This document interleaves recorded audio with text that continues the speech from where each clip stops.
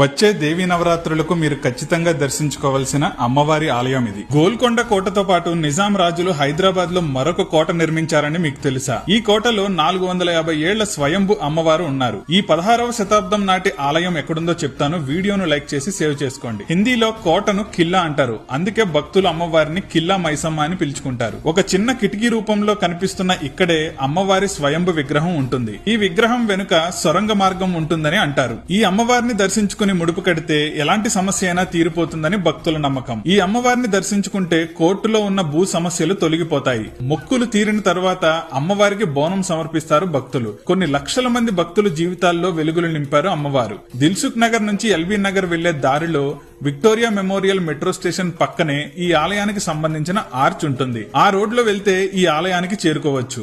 దేవీ నవరాత్రుల సమయంలో ఈ అమ్మవారిని కుటుంబ సమేతంగా తప్పకుండా దర్శించుకుని కిల్లా మైసమ్మ అమ్మవారి కరుణా కటాక్షములు పొందండి. ఈ ఆలయం గురించి ఫుల్ డీటెయిల్ బ్లాగ్ భక్తి టీవీ యూట్యూబ్ ఛానల్లో చూడండి.